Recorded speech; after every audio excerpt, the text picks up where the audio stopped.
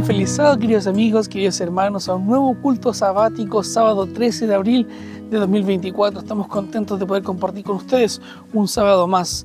Bienvenidos a un programa de adoración, de consagración y también de reflexión en el Señor. Para comenzar, les invitamos a que puedan inclinar su rostro para orar.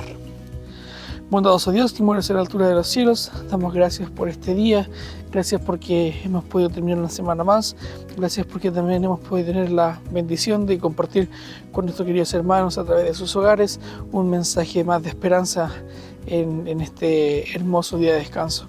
Bendíganos, acompáñenos y que el Espíritu Santo pueda impactar también nuestras mentes. Muchas gracias por todo, Señor, en nombre de Jesús. Amén. Muy bien, y para comenzar, les invitamos a que puedan disfrutar de este programa preparado especialmente para ustedes.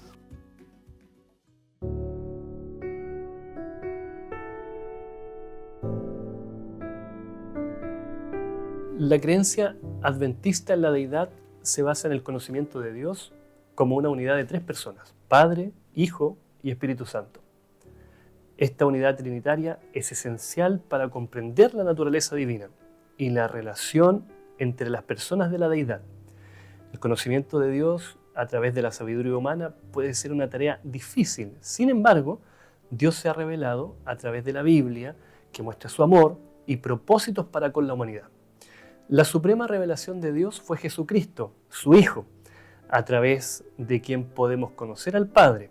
Como dice 1 de Juan 5:20, pero sabemos que el Hijo de Dios ha venido y nos ha dado entendimiento para conocer al que es verdadero. Y estamos en el verdadero, en su Hijo Jesucristo.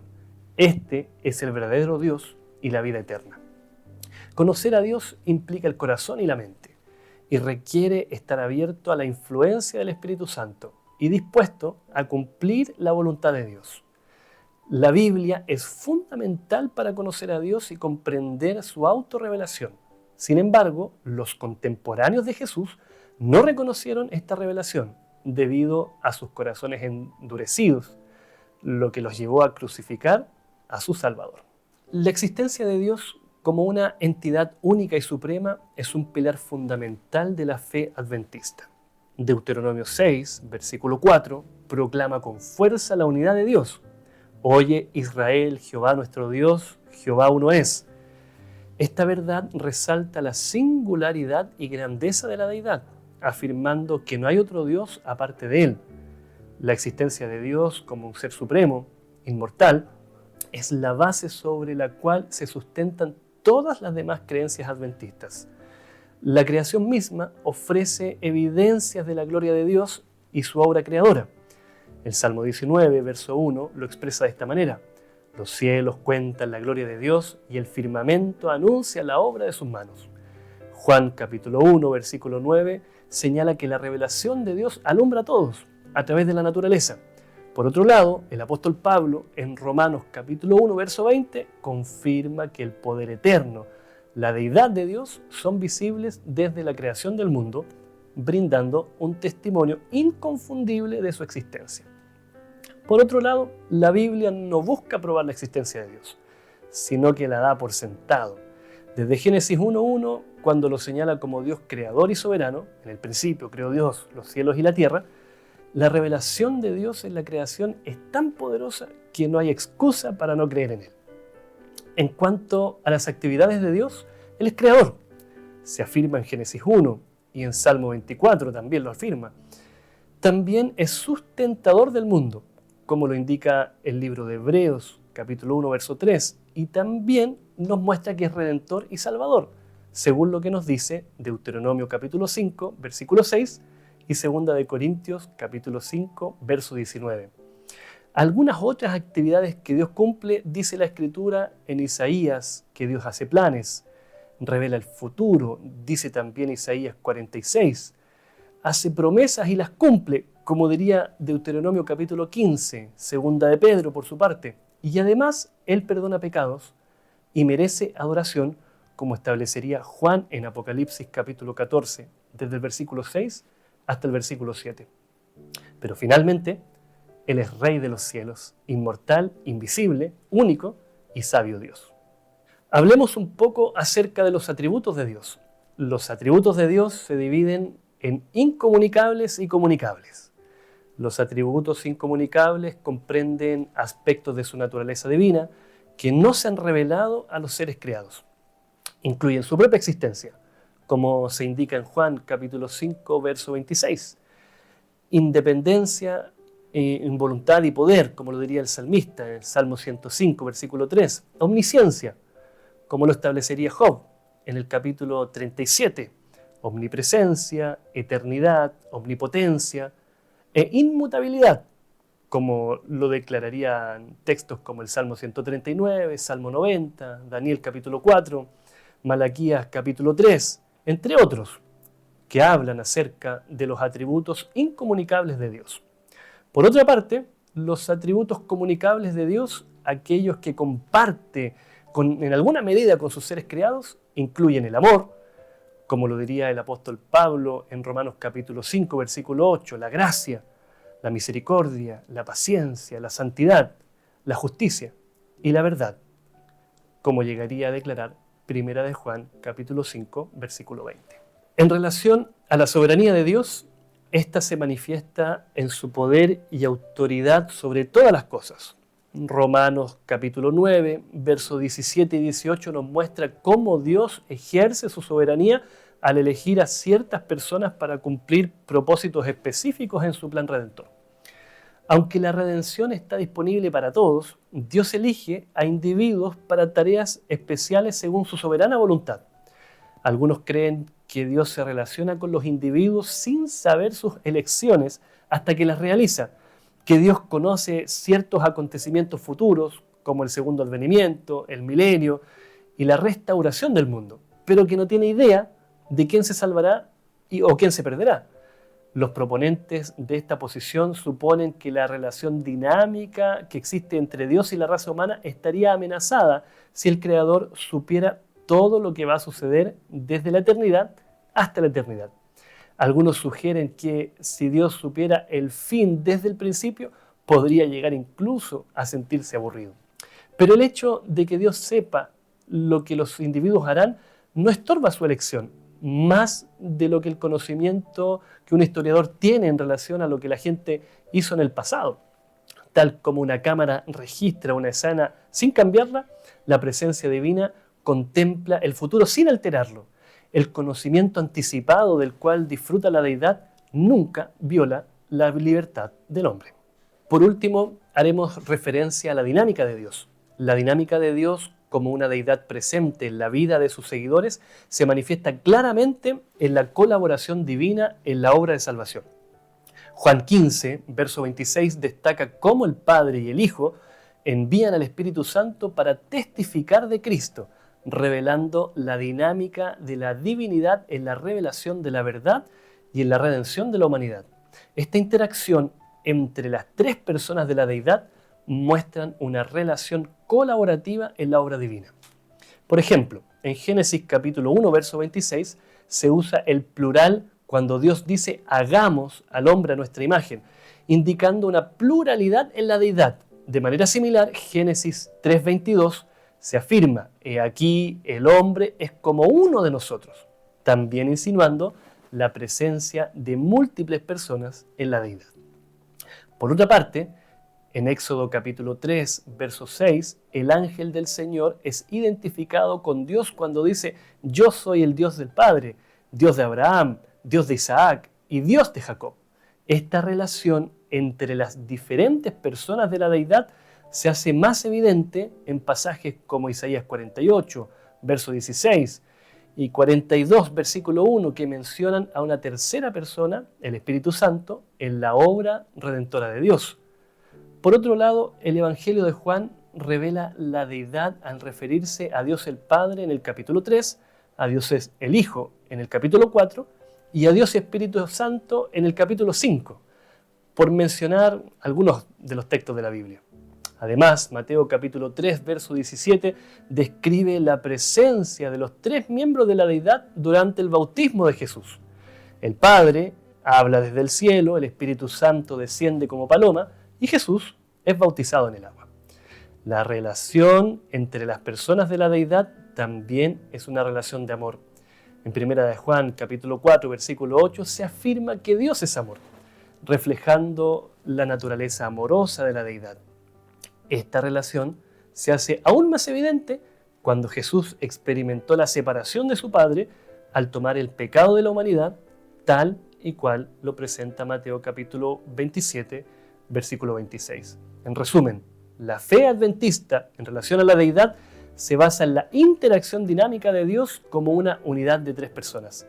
Esta relación se apoya en textos bíblicos que revelan la naturaleza divina y la relación entre el Padre, el Hijo y el Espíritu Santo en la obra redentora y en la vida de los creyentes.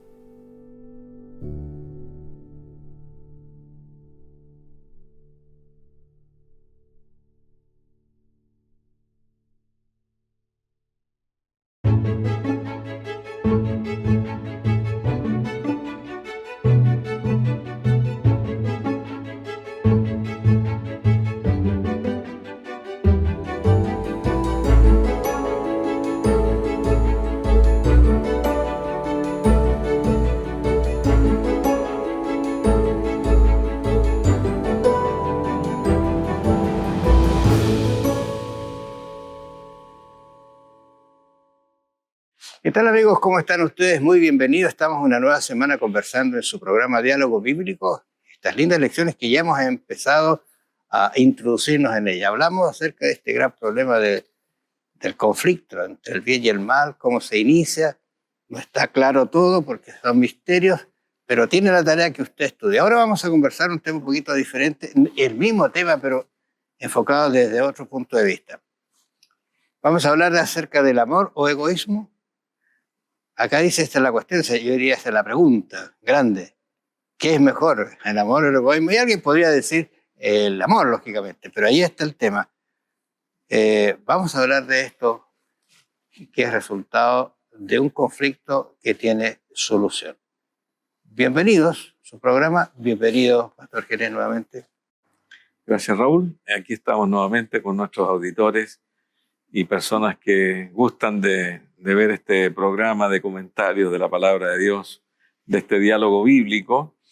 Y estamos ahora entrando en un tema, en este conflicto que hablábamos la semana pasada, cómo se gestó en el cielo, cuáles eran las motivaciones del enemigo de Dios.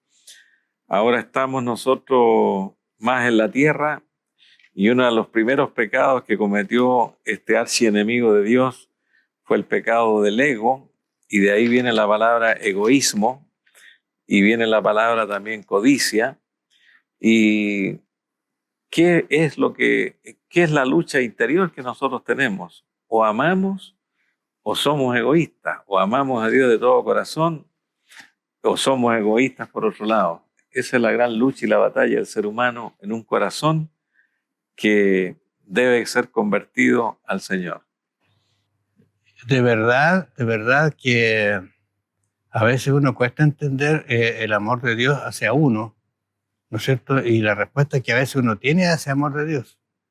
Porque tú puedes hablar, aquí podemos teorizar del amor de Dios, pero en la práctica, en la vivencia diaria, lo estamos viendo así con ese amor.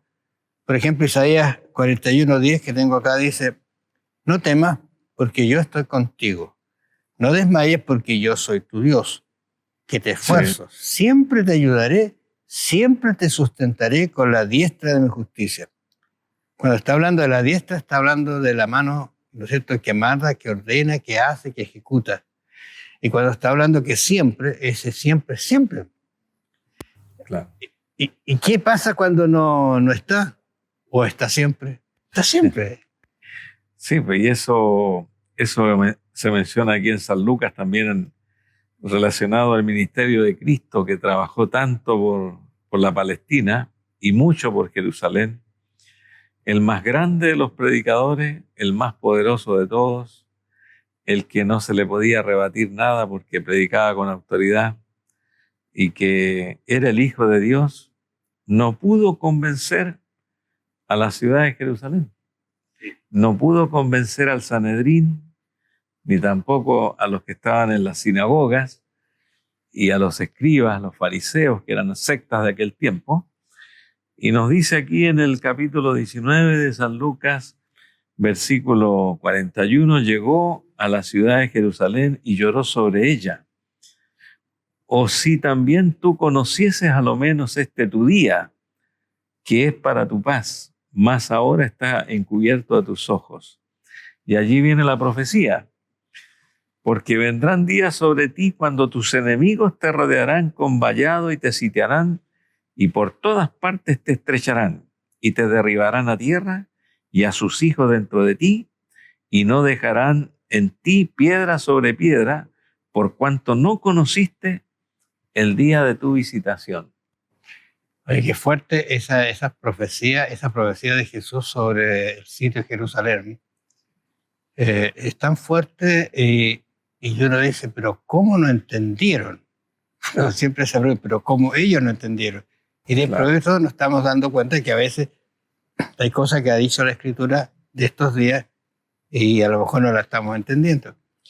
Pero fíjate que en Mateo 24 del versículo 2, cuando hay un comentario acerca de esto, Ellen White dice que están en la ladera, miraron hacia allá, ¿no es cierto? Quizá el sol está reflejándose en las paredes doradas. Y allí tenía la esperanza, y eso es lo trágico del ser humano, a veces pone la esperanza en las cosas materiales. Tenían la esperanza que ese lugar, y de hecho lo estudiamos en algunos partidos, ¿te acuerdas? Los salmos, que ansiaba estar en el templo de Dios, en sus atrios, porque había protección, seguridad, Dios estaba allí. Y Dios le dice, mira, ¿veis todo esto? Quedará piedra sobre ti. Y ellos miren, lógicamente lo vieron, lo conocían, habían estado muchas veces en el tiempo. De cierto digo que no quedará piedra sobre piedra. No sé si a ti te ha pasado, pero a veces yo veo algunos incendios y digo, ¿cómo se puede quemar algo que no se quema? Por decirlo de una manera. El acero, el cemento. Pero hemos tenido muchas indicaciones cómo eso desaparece. Y a veces fijamos nuestra esperanza en eso. Y los discípulos, me imagino cómo recibieron esto, que no quedará piedra sobre piedra. ¿Y fue así o no fue así? Cuando uno dice que Cristo está llorando es porque no entiende. Yo he estado leyendo acerca de dónde fue Jesús primero. Hay algunos indicios que Jesús fue primero a los dirigentes de Jerusalén, pero no hubo caso. Incluso su ministerio por allí, cuando dice unos 3 años y medio, no son 3 años y medio, pero no son detalles que dicen, por ejemplo, la Escritura dice, a los suyos vino, y los suyos, es interesante porque dice individual, los suyos era su pueblo, el individuo ese, y los suyos, todo ese grupo, no lo aceptaron, teniendo tantas evidencias. Efectivamente, hay todo un estudio respecto al por qué los fariseos, saduceos y los sacerdotes, que era una clase social alta en ese tiempo, no aceptaron las predicaciones de Jesús y las enseñanzas del Evangelio, porque ellos tenían un dominio muy profundo de las Sagradas Escrituras del Antiguo Testamento, y si aceptaban el Evangelio se derrumbaba todo el sistema. Claro. Entonces ellos lucharon por mantener eso porque era una fuente de ganancia, fuente de estatus, y no les gustaba mucho que ante Cristo todos somos iguales, no les gustaba mucho el tema de que teníamos que ser más humildes, que teníamos que compartir, que teníamos que amar. Ellos defendieron con egoísmo su posición religiosa y su posición social. Y ahora hay un elemento también de que nos indica que la situación del gobierno propiamente tal no estaba cumpliendo las normas establecidas por Dios.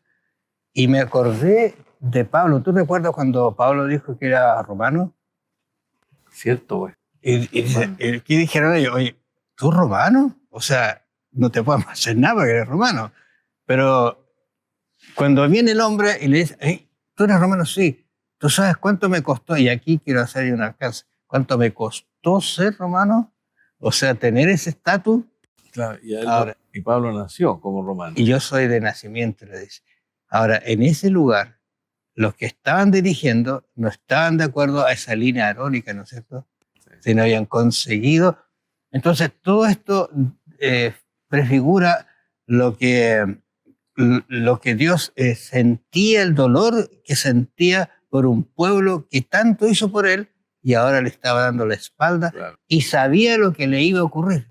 Efectivamente, San Mateo, Jesucristo advirtió que los ejércitos iban a rodear la ciudad, advirtió que cuando los ejércitos se retiraran, todos los cristianos que estaban dentro de Jerusalén huyeran, no se devolvieran, fueran a los montes, no volvieran por recoger nada. Y así se salvaron, porque aquí nos habla de Cesio, que era el hombre que estaba allí asediando la ciudad. Se retiró de manera misteriosa, sin saber por qué. No hay explicación para el retiro. Y se retiró algunos días, y en esos días salieron todos los cristianos y huyeron. Y después volvió Tito con Cesio allí a tomar la ciudad. Qué interesante, porque ¿quiénes salieron? Los que creyeron la profecía. Cuando tú dices cristianos, a lo mejor salieron todos, no, algunos se quedaron porque no creyeron. Claro. Por lo tanto, el que creyere será salvo. Sí. Se cumple eso incluso en este detalle que estamos conversando. Así es.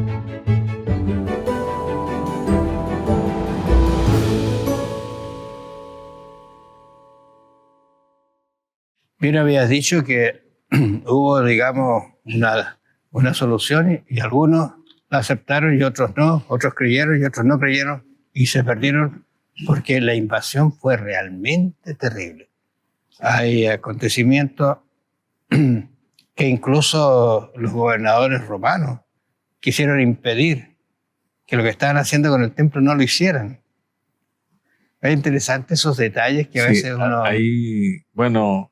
Hay un historiador que fue el único de la época de Cristo y de esos momentos de la destrucción de Jerusalén. Flavio Josefo, claro. Ese historiador decía que los soldados romanos estaban tan enardecidos que no obedecieron las órdenes de sus capitanes y lo quemaron todo. Estaban, dice que con una furia, con una ira, que no obedecieron las órdenes y encendieron todo, no les importó nada, ni el oro que había dentro, ninguna cosa. Fue algo terrible. Y como dijo Jesús, la ciudad fue arada, no quedó piedra sobre piedra, y desapareció totalmente el agua, los acueductos, los edificios, los muros, y quedó como una muestra, como un testimonio para las otras naciones que se rebelaban. Porque los judíos siempre quisieron tener un rey que los gobernara, no aceptaron al Imperio Romano. Y menos aceptaron a Jesús cuando se ofreció como rey, porque Jesús tenía otro predicamento. No les servía a ellos porque Jesús no era un rey guerrero que los pudiese defender de las guerras terrenales. Ahora es interesante eso que tú dices, porque siempre quisieron tener un rey humano y el mejor rey que tuvieron o que deberían haber tenido siempre era Jesús o el Cristo o el Mesías que ellos tanto esperaron y lamentablemente. Pero los salmistas comienzan a hablar acerca de esto, ya lo conocemos, ¿no es cierto?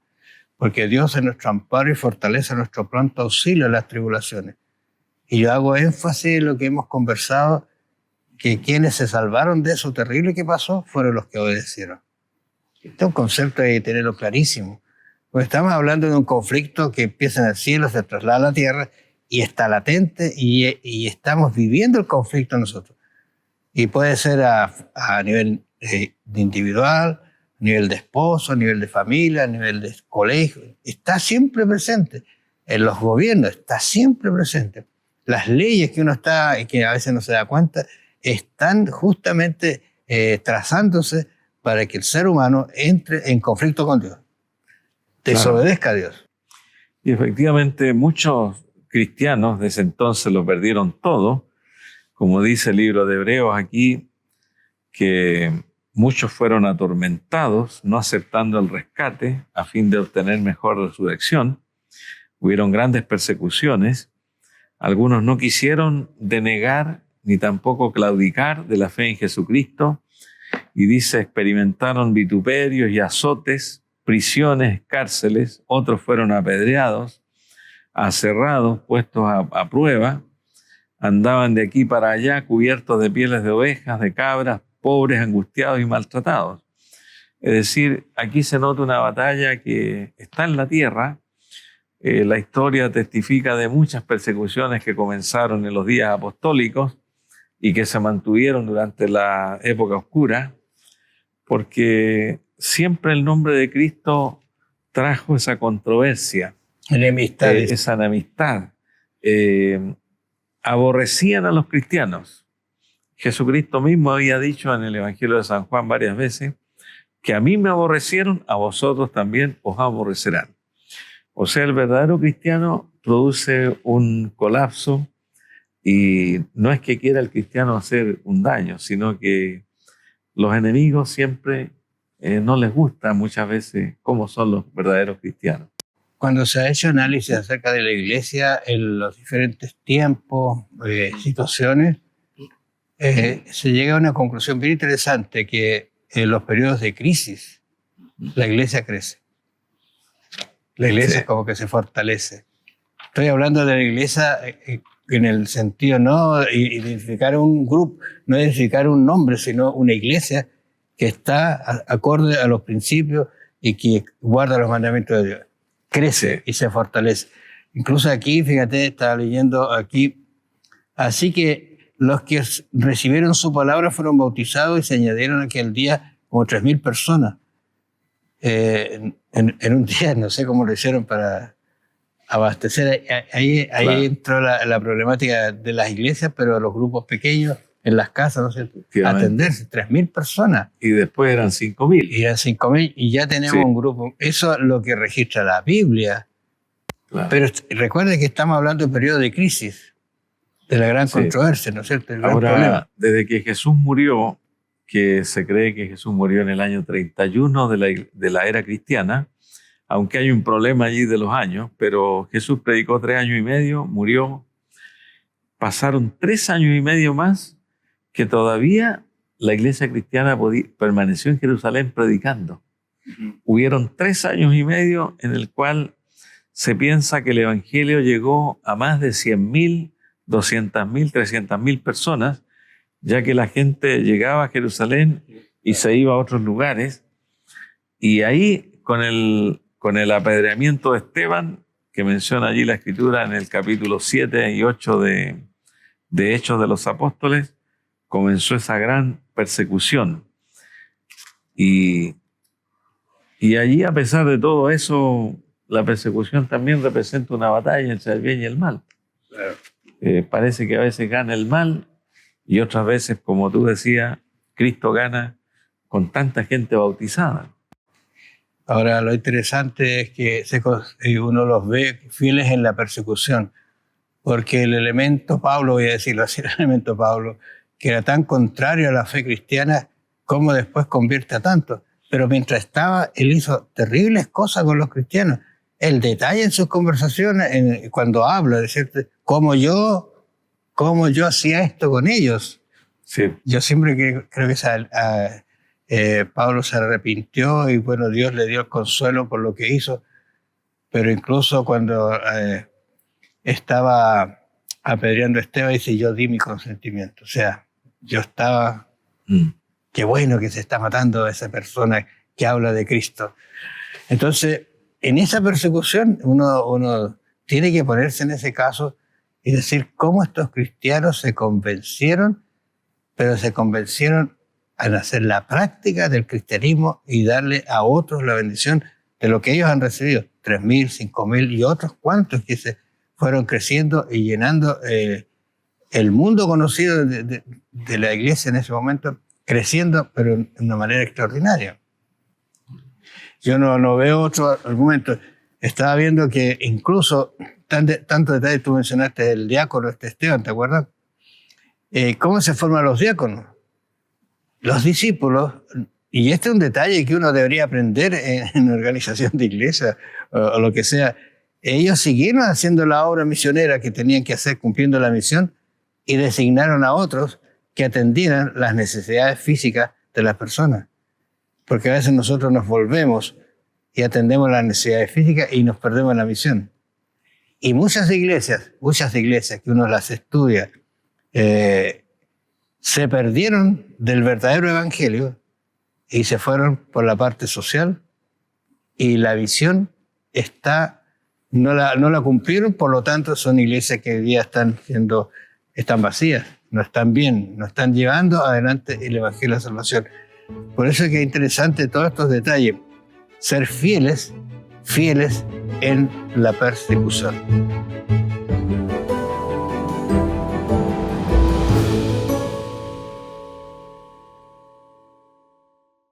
En este gran conflicto miramos a la iglesia primitiva creciendo, pero habían algunos detalles en esa iglesia que son dignos de estudiar y aplicar en nuestra iglesia, porque allí en Hechos 2:44, por ejemplo, dice: todos los que habían creído estaban juntos y tenían en común todas las cosas.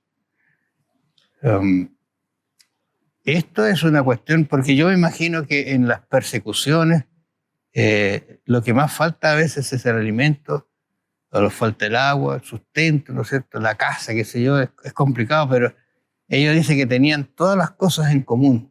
Claro, se produjo la predicación apostólica con todo el poder del Espíritu Santo, que el Pentecostés había descendido ya al Espíritu Santo.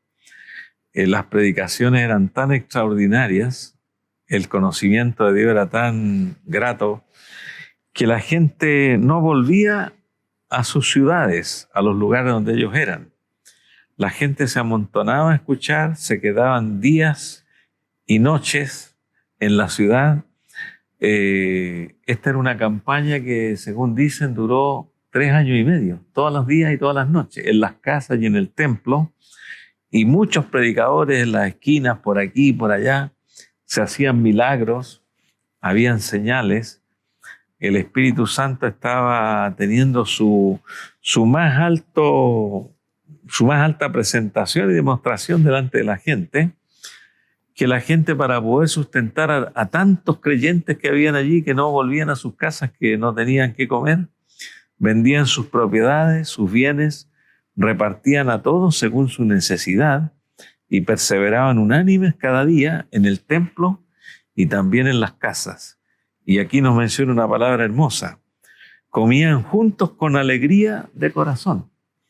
Aquí vemos nosotros un éxito de la iglesia cristiana en medio del conflicto. O sea, en medio del gran conflicto, exactamente, porque sí, hay un detalle más, que el texto final dice que y el Señor añadía a la iglesia los que iban a ser salvos. Sí. Ahora, eso es maravilloso, porque ¿qué llevó a los cristianos a prosperar tanto en un periodo de tanta persecución? Porque va a venir un periodo de mucha persecución.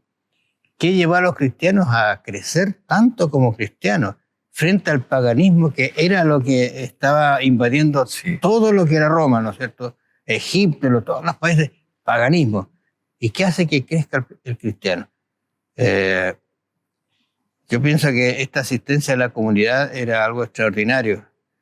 Y yo creo que los cristianos nos dejaron un legado de amor que se va a recordar por siempre. Yo pienso que de esas historias nosotros las vamos a escuchar en el cielo, porque nos fuimos parte de ellas. Sí, entregaron el todo por el todo. Era tanto el amor que todos suplían para cubrir las necesidades de todos. Había un amor, como decía San Juan 13:35, en esto conocerán que sois mis discípulos, si os amáis los unos a los otros. Y el Señor añadía, como tú mencionaste del texto verso 47, el Señor añadía a la iglesia a los que habían de ser salvos. Es decir, nadie se atribuía que a través del Espíritu Santo ellos ganaban almas, o que había una persona que decía yo gané estas almas. No, Dios ganaba las almas. Todos se consideraban instrumentos en las manos de Dios, y el Señor hacía la obra con su Santo Espíritu. Donde está el Espíritu Santo hay poder. Sin el Espíritu no convencemos a nadie. Exactamente. Hay relatos, y tú mencionaste, recuerdo a Josefo, pero otros historiadores también, quizás más cercanos a ellos, o no tan cercanos, porque en realidad Josefo es el más cercano, que relata algunos hechos de los cristianos en esa época. Y fíjate que estuve leyendo acerca de esta situación de los cristianos porque hay un video en internet que yo lo dejé registrado para que lo vean quienes deseen, ahí en la página de escuelasabática.cl, donde se relata que el cristianismo, los cristianos comenzaron a crecer y los paganos a menguar. O sea, era tanta la influencia del cristianismo. ¿Y qué pasó? Entonces, él relata, en ese video se relatan dos incidentes, y acá en nuestra lección está también dos incidentes bien importantes que son pandemias que ocurrieron en la época, pone 260, 200, 200 después de Cristo. ¿Y qué hicieron los que eran paganos, o sea, los romanos? Algo cruel. Si alguien estaba enfermo, ¿no es cierto?, los tomaban y ¿qué es lo que hacían? Los dejaban o los sepultaban. Los aislaban, pero no les suplían su necesidad. No les suplían la necesidad. Claro. Yo quiero salvarme. No.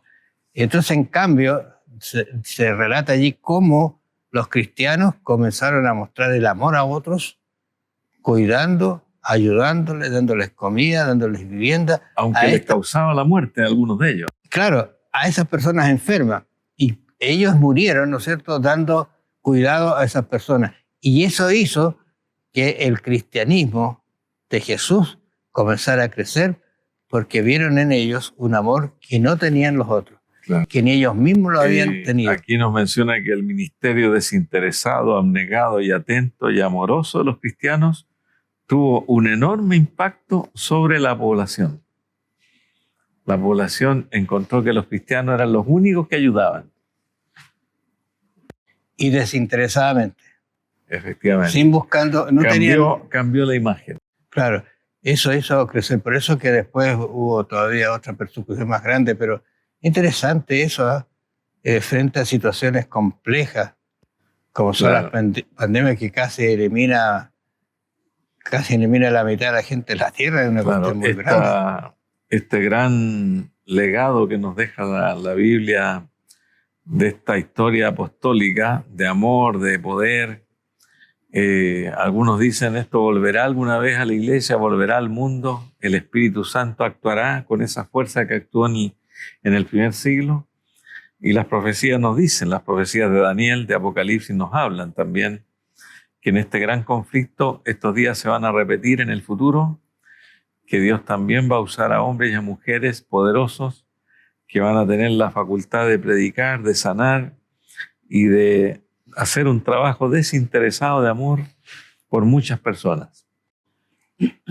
Aquí hay también interesante, porque pone a Tertuliano, ¿no es cierto? Dice, son principalmente las obras de un amor sumamente noble las que llevan a muchos a poner una marca sobre nosotros. Vean, dicen, cómo se aman unos a otros. Yo pienso que es un llamado muy fuerte a nuestra cultura, a nuestra vida también. Porque nosotros hace poco tuvimos pandemia, ¿no es cierto? No sé cómo actuó uno con otro a cuidarlo, pero era muy difícil saber o ir a ayudar a alguien sabiendo que se podía contagiar y estar complicado. Sí. Pero ellos no tuvieron ese problema. Y aquí el Espíritu Santo los hizo merecedores de tomar un alto nivel de espiritualidad y de cristianismo y de apoyo al prójimo. Hay que pensar eso, porque estamos viviendo en un conflicto que se va a agudizar en la medida que pasa el tiempo. Claro, el amor se demuestra, como lo hemos visto en la Iglesia Apostólica, se demuestra con hechos y con las necesidades que ocurrían allí entre los hermanos que estaban lejos de su patria, lejos de su casa, y que por escuchar la palabra de Dios preferían pasar hambre y quedarse en Jerusalén porque tenían sed de escuchar a los apóstoles del Evangelio. Y es allí donde la iglesia actuó, proveyéndoles alimentos, proveyéndoles abrigo, para que ellos tuvieran la posibilidad de seguir estudiando, de seguir aprendiendo. Y una vez que ya estaban completos con el Evangelio, volvían a su patria. Pero mientras estaban en Jerusalén, allí había un comedor, como le llamamos, comedor abierto para todos. Comentábamos acerca de si alguien te pregunta y te dice por qué existe el sufrimiento, por qué existe el dolor, por qué existe la persecución. Si un Dios amoroso, un Dios que nos ha prometido tantas cosas, y alguien diría, y todavía estamos aquí esperando que Él regrese. Yo creo que hay que, como dijéramos, si alguien está pasando incluso por un momento difícil, ¿qué respondería? Yo creo que hay que hacer un análisis un poquito más tranquilo sobre esta situación, porque no basta predicarlo, sino basta bajar del púlpito y hacerlo práctico. Yo recuerdo una vez de una predicación que hizo un pastor y entró una persona muy desasiada, con signos de estar ebrio, y nadie la atendió. Y quien cuenta la experiencia dice, bajó alguien que había tomado una parte especial, una cantante, bajó y lo abrazó. Es difícil, es muy difícil eso. Pero ¿qué sucedió? Ahora lo encontramos a él, no ebrio, no maloliente, sino una persona ganada para Cristo. Claro. Quizás deberíamos nosotros como cristianos hacer esa otra milla, quizás ir más allá. Quizás hay prejuicios, quizás usted no tiene como para hacer o suplir una necesidad. Pídele a Dios. Dios tiene respuesta. Y como le dijimos en otras sesiones, quizás basta un abrazo, basta una visita, basta una conversación para que cambie la situación de una persona en su pensamiento de enfocar la vida. Porque quizás Dios va a permitir que esa persona nunca llegue a tener nada, voy a decirlo así, tan drásticamente. Porque los propósitos de Dios son otros. Lo que Dios quiere es nuestra salvación. Y si algo tienes y te provoca que no te salve o te produce no la salvación, Dios te la va a quitar, porque Él quiere eso para ti. Bueno, piénsalo, analízalo, son temas complejos. Pero estamos en un mundo complejo, en un mundo de incertidumbre, en un mundo donde el conflicto cada vez se va a agrandar más. Que el Señor te bendiga y te cuide y que haga resplandecer tu rostro sobre sí y ponga en ti paz, así lo dice el escritor. Bendiciones, nos encontramos la próxima semana.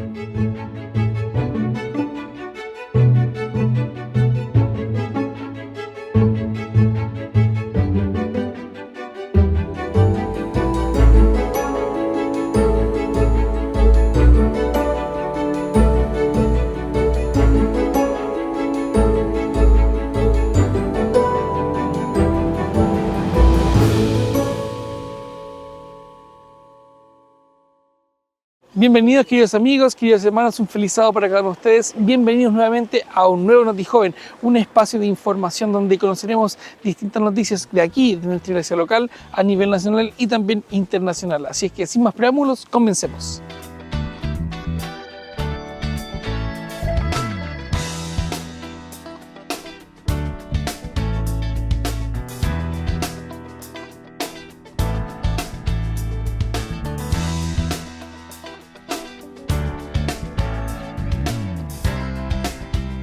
El día de hoy tenemos un capítulo, un episodio muy importante, del todo especial, porque hoy vamos a hablar de las agrupaciones. El sábado recién pasado, sábado 6 de abril, comenzaron ya a funcionar las agrupaciones de nuestra universidad, agrupaciones que de alguna forma integran a los jóvenes que participan de nuestra casa de estudio a participar en actividades urbanas, actividades sociales y también actividades espirituales. Las agrupaciones son este centro que los acoge, ¿cierto? y los ayuda en su caminar, en su vida espiritual durante su estadía aquí en la Casa de Estudios. Así es que vamos hoy día a conocer a dos jóvenes que pertenecen o que han participado también en nuestras agrupaciones para saber un poco más acerca de sus experiencias. Bien, estamos aquí con Samuel y antes de presentar a Samuel queríamos comentar que aquí en la universidad existen 5 agrupaciones: Fusión, CEPAC, GEMAS, 1+1 y ahora se sumó Servicio SBA. Voluntario Adventista, SBA. Samuel, cuéntanos, ¿cómo estás? ¿De dónde nos visitas en realidad?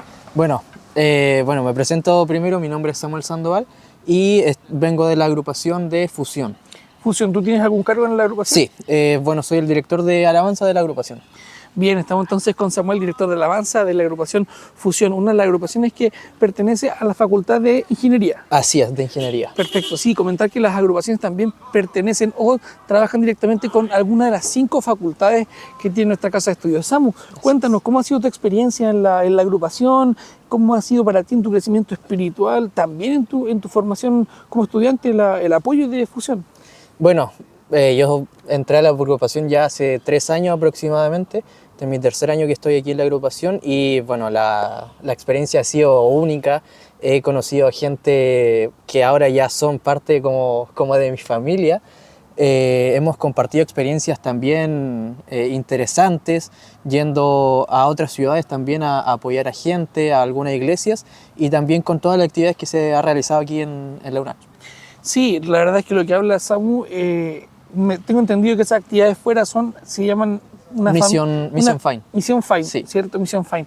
Y qué interesante. Oye, Samu, ¿qué nos puedes comentar para la gente, los jóvenes que están llegando a la Casa de Estudio por primera vez respecto a las agrupaciones? ¿Qué le podrías tú comentar para que se puedan motivar y participar con ustedes y también con otras agrupaciones? Claro. Bueno, yo al principio lo había dicho en una presentación que hicimos de la agrupación y la verdad es que están todos invitados a la agrupación porque es una experiencia única, como había dicho. Se conoce a harta gente, hay hartas actividades que nosotros podemos realizar, ya sean recreativas, como musicales y también misioneras. Entonces, no es un lugar donde se va a pasar mal o donde alguien se sienta excluido. Nosotros aquí siempre lo vamos a acoger a estas personas nuevas que vayan llegando y la verdad se va a pasar bien todos los años que quede ahí en la universidad. Perfecto, muchísimas gracias, Samuel, y vamos a seguir buscando jóvenes que participen también de otras agrupaciones para comentar un poco las experiencias en las distintas agrupaciones de nuestra Casa de Estudios. Bien, y como les comentaba, ¿cierto? Existen 5 agrupaciones principales aquí en nuestra Casa de Estudios y también existen algunos movimientos en nuestra universidad. Mati, estamos aquí con Mati en realidad. Mati, cuéntanos, de quién eres, a qué agrupación participabas y cuéntanos un poco tu experiencia en las agrupaciones aquí en la UNACH. Bueno, como Bastián me dijo, me llamo Matías Albarrán, yo ya estoy en mi último año, así que he podido disfrutar de, en este caso, la agrupación de GEMAS desde la pandemia. Los chiquillos, en estos 4 años, 5 años ya en los que he participado, han sido muy, ¿cómo podría decirlo? Han sido muy apegados a uno, son prácticamente familia, se podría decir. Dentro de las actividades que Ponte Tú hacen, los chiquillos apoyan lo que es mucho a las iglesias que están aquí en el sector, como por ejemplo, en algunos casos Maranata, Cordillera, y aprovechan de paso, teniendo la bandita de GEMAS, aprovechan para apoyar a las iglesias con los cantos y con las predicaciones. Me gustó eso del concepto de la bandita de GEMAS. La agrupación tiene Samuel también nos comentó que es director de alabanza. ¿Cada agrupación tiene su conjunto de alabanza en sus grupos? Por lo que yo tengo entendido, antes de entrar a GEMAS, cada agrupación como que tenía su pequeña bandita. Y yo cuando entré, junto con otro chiquillo, yo tuve ese cargo de comunicaciones, podría decirse, y junto con otros chicos revivimos la bandita de GEMAS y actualmente es una de las bandas que, bueno, es banda ya, es banda, pero de cariño se le dice bandita, que está más presente en la universidad. Perfecto. Claro, cada agrupación tiene la suya, pero la más grande, con más integrantes, es la de GEMAS. Perfecto. Oye, Mati, y la última consulta, ¿qué nos podrías tú conversar a los jóvenes que a lo mejor están viendo, que a lo mejor no saben a qué agrupación sumarse o participar, o tienen temor de acercarse quizás y de participar de las agrupaciones? ¿Qué les podrías tú convencer para para motivarlos a participar con ustedes? Mira, la verdad es que yo igual estuve en sus zapatos, sobre todo en pandemia. Tú te das cuenta que cuando estuvimos en pandemia no se podía venir a la iglesia de manera presencial y se me hacían las invitaciones de diversas agrupaciones, de diversos amigos que estaban en varias agrupaciones, y resulta de que en un momento los chiquillos de Gema, en este caso, empezaron simplemente hablando, acercándose a mí, preocupándose, y con el tiempo yo llegué a la agrupación y los chiquillos ya era como, hola, bueno, pasa esto de que ya volvimos presencialmente, y los chiquillos, hola Mati, ¿cómo estás? Y los chiquillos son, bueno, los que están ahora, los que estaban antes, eran muy de abrazos, de buen amigo, ¿cómo estás? Te invitamos a pasar. Son muy hogareños, son muy cálidos y muy cercanos. Así que chiquillos, si quieren participar en alguna agrupación y tienen vergüenza de llegar o temor de que no puedan ser bien recibidos, dejen ese estigma atrás, ese dogma, y participen. Vengan a la agrupación de Gemas o a SBA o a 1+1 o a la que ustedes quieran participar, que van a ser muy bien recibidos. Muy bien, Mati, muchas gracias por tu tiempo y ya está la invitación hecha para que ustedes puedan también sumarse y participar con las agrupaciones aquí en UNACH. Muy bien, y para finalizar estamos ya aquí con el pastor Carlos Figueroa, director de la Pastoral Universitaria. Pastor, cuéntenos sus impresiones de lo que fue el inicio de la actividad de las agrupaciones aquí en la UNACH. Bueno, el inicio de las actividades de las agrupaciones ha sido lindo, la verdad que cada una de ellas, CEPAC, Gemas, Fusión y 1+1, y ya hicieron su escuela sabática, su apertura, y juntamente con ellos también el servicio voluntario, y ha sido algo muy lindo que esperamos que todos puedan participar el día de mañana, interactuar, y bueno, atentos a las redes sociales, Sebastián, porque en las redes sociales siempre vamos subiendo todas las actividades que vienen el día de mañana. Perfecto, entonces estás completamente invitado a participar y sumarte a nuestras agrupaciones.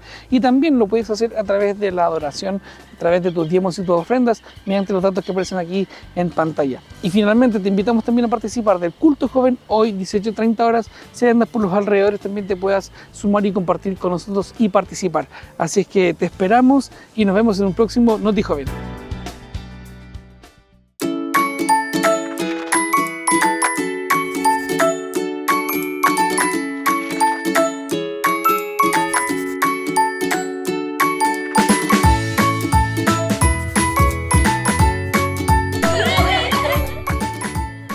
Hola niños, qué alegría encontrarnos nuevamente este día sábado. Bueno, la historia que les traigo hoy día se llama Orando con Leones. La referencia la podemos encontrar en el libro de Daniel, en el capítulo 6, versículos del 1 al 28. Niños, ¿tienen amigos? Sin duda que sí. Algunos tendrán muchos amigos, otros tendrán poquitos, y todos tenemos un amigo favorito o un mejor amigo, ese amigo en el que confiamos, al que sabemos que le podemos contar nuestras cosas, que nos va a dar un buen consejo. Y qué maravilloso es eso, ¿no? Bueno, vamos a invitar a nuestra amiga Sofi, que nos va a dar algunos consejos acerca de la amistad. Vamos contigo, Sofi. Gracias, tía Nati. Hoy vamos a saber a cómo escoger a nuestros amigos. Hola, tía Michelle. Hola Sofi, ¿cómo estás? Bien, ¿y tú? Muy bien, gracias a Dios. Tía Michelle, te quería hacer algunas preguntas de las características que tiene un buen amigo. Te puedo dar 3 características importantes. La primera es que el buen amigo verdadero siempre va a estar preocupado por tu bienestar, por tu felicidad. La segunda es que si por él está preocupado, no va a medir esfuerzo por ayudarte, por saber que estás bien y por asegurar finalmente que estés feliz. Y la tercera, que para mí es la más importante, el buen amigo, verdadero amigo, siempre te va a acercar a Cristo, siempre te va a llevar a Jesús. Su preocupación es que estés con Jesús como un buen amigo. De hecho, cuando nosotros oramos, nosotros hablamos con Jesús como si Él fuera nuestro amigo. Abrimos nuestro corazón a Jesús como un amigo. Por eso el verdadero amigo nos lleva a Cristo y nosotros encontramos en Cristo la verdadera amistad, y la oración es ese abrir el corazón hacia Él. Ya saben, amigos, que nuestro mejor amigo también es Jesús. Muchas gracias, Sofi. Creo que todos los consejos que nos diste los podemos aplicar de muy buena forma en nuestras vidas. Bueno, niños, nuestra historia hoy habla acerca de Daniel. Daniel tenía un amigo que se llamaba Darío. Este amigo era alguien muy importante porque era un rey. Daniel y Darío pasaban mucho tiempo juntos y al rey le gustaba mucho escuchar los consejos que su amigo Daniel le daba. Por eso lo puso como consejero de todo su reino. Habían otros trabajadores del rey que sintieron envidia de la posición que tenía Daniel. Entonces idearon un plan para sacarlo de su puesto. Daniel era fiel a Dios. Él adoraba a Dios y oraba 3 veces al día. Y estos hombres idearon un plan que consistía en que todos en el reino debían adorar solo al rey Darío. Quien no cumpliera con esta ley sería arrojado al foso de los leones. Así que al día siguiente estos hombres fueron donde estaba Daniel, sabiendo que era justo la hora en que él se arrodillaba en su ventana. Y ahí lo encontraron, arrodillado, orando a Dios. Cuando lo vieron, dijeron: vamos a contárselo al rey Darío. Así que corrieron donde él estaba y se lo dijeron. Daniel, tu servidor principal, está orando a Dios y está desobedeciendo a la ley que tú firmaste. Cuando el rey Darío se enteró de esto, sintió mucha tristeza porque él, al firmar este documento, no pensó en su mejor amigo. Así que hizo todo lo posible por tratar de sacar a Daniel de este problema. Pero como la ley estaba firmada, tenía que cumplirla. Así que no hubo otra solución y arrojaron a Daniel al foso de los leones. Daniel fue arrojado y allí, dentro del foso, oró a Dios.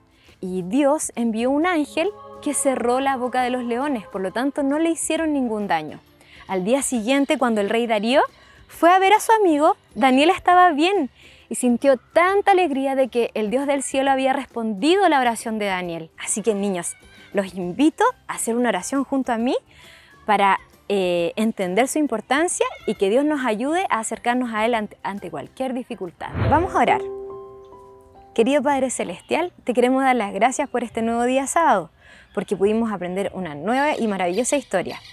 Gracias por enseñarnos que el poder de la oración es grande y que podemos acudir a ti por medio de ella.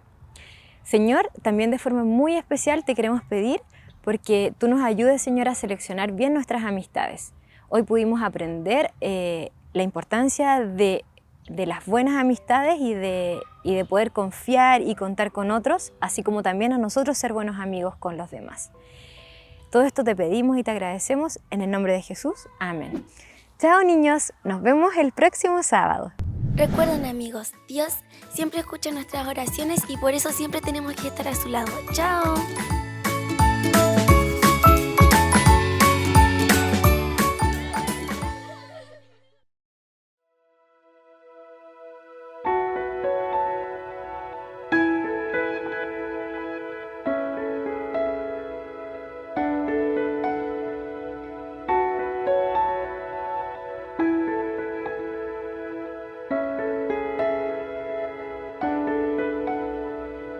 Hola, mi nombre es Miguel Chaurán y esta es mi historia.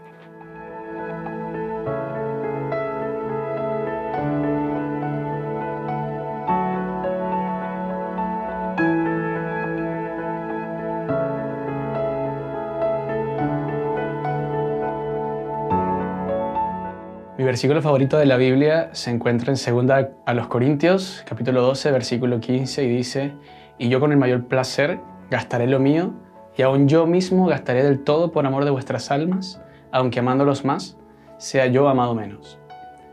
Este versículo significó absolutamente todo para mí desde el momento en que conocí a Cristo.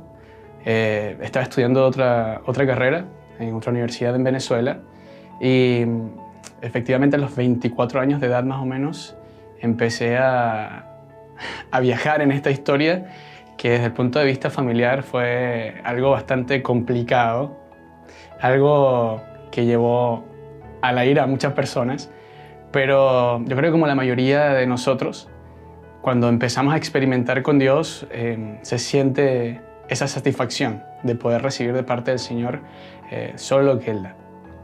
Cuando empecé a trabajar con la iglesia, tuve la gran lucha de poder seguir con mi carrera, seguir con mi trabajo profesional o dedicarme a esto. Salí de mi país en el 2016 y a partir de allí se ha convertido en una experiencia realmente inimaginable. He pasado cosas que nunca en mi vida pensé e imaginé que iba a vivir y le agradezco al Señor porque ha permitido a través de estas que pueda reconocerlo en todos los caminos, así como dice la Biblia. El servicio se convirtió para mí en algo que realmente me representa. Yo creo que este versículo, cuando Pablo lo mencionó, supongo que estaba bastante cansado, pero al mismo tiempo veía en cada una de las cosas cómo Dios lo ayudaba y cómo Dios se manifestaba. Y este versículo se convirtió para mí en justamente eso que me motiva. El servicio, el poder ayudar a la gente, el poder manifestar a la gente que existe algo más. Recordando una de las historias más complicadas fue justamente cuando llegué a Chile. Llegué en mayo, el 12 de mayo, a las 4 de la mañana y había mucho frío, para mí por lo menos. Y recuerdo que no traía nada en lo absoluto para abrigarme y a partir de allí comenzó la aventura. Pasaron muchas cosas, desde dormir en una sábana en el piso hasta no tener cómo abrigarme en el día. Y recuerdo claramente cuando el Señor empezó a responder una a una las oraciones. Y recuerdo uno en específico donde mis amigos me decían que dejase de estar yendo a la iglesia, que empezara a trabajar también inclusive los sábados. Y recuerdo que me arrodillé y le dije al Señor, no permitas que por causa mía tu nombre sea tomado en menos para ellos y ayúdame a poder testificar de que eres un Dios que realmente existe. Y justamente apareció la oportunidad de trabajo y gracias a ello, bueno, mi vida cambió del cielo a la tierra y empezó ahora la decisión de poder continuar con el estudio de teología. Me vine acá con la idea de trabajar solo 3 meses y volver a mi país para poder estudiar allá en Venezuela. Y sin embargo, ya son 8 años que estoy acá, donde he conocido muchísima gente, donde el Señor sigue manifestando su amor para conmigo y sobre todo su misericordia, porque sin duda en el caminar nos equivocamos. Y sí que me he equivocado, tomando decisiones, incluso en el trato con las personas, incluso a veces en la forma de ser y también en los deseos que uno tiene para nosotros mismos, ¿no? Agradezco mucho al Señor porque siempre me recuerda que Pablo vivió en la escasez, pero también vivió en la abundancia y supo vivir en ambas cosas. Y sin embargo, nunca dejó de trabajar por el prójimo y siempre prestó servicio para todas aquellas personas que conocía y para todas aquellas personas que él deseaba que conocieran a Dios. Por eso ese versículo hoy lo guardo en el corazón con mucho cariño y con mucho significado. Me gastaré del todo por amor de vuestras almas. Y hoy en día, que ya estoy en 5º año de teología, esto representa lo que ojalá en el nombre del Señor vaya a ser después que termine la universidad. Gastarlo todo por amor de las almas, aunque yo sea amado menos, así tal cual como lo dice Pablo. Así que nada, seguramente puede ser que estés pasando por dificultades, puede ser que al igual que yo seas extranjero, puede ser que no te guste este país, o puede ser que te complique la multiculturalidad, pero definitivamente colocar las cosas en las manos del Señor provee paz, provee mucho gozo y también provee mucha fe. Y al final, si no tenemos fe, ¿cómo podemos agradar al Señor? Que el Señor te bendiga y te guarde y que Él sea también tu bandera, al igual que lo ha sido para mí.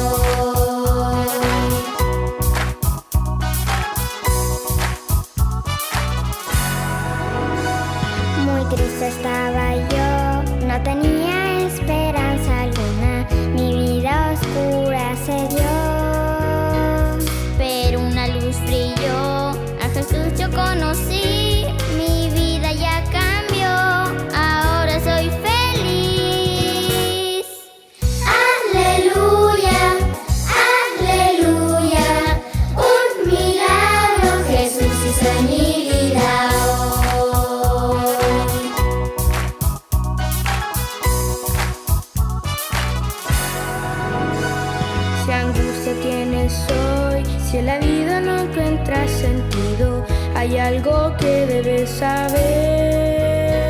Pero Jesús murió, en la cruz te redimió, esperanza hay en Él, tienes que estar feliz. Aleluya, aleluya, un milagro Jesús hizo en mi vida hoy. Aleluya, aleluya, un milagro Jesús hizo en mi vida hoy. Aleluya, aleluya, un milagro Jesús hizo en mi vida hoy. Jesús hizo en mi vida hoy.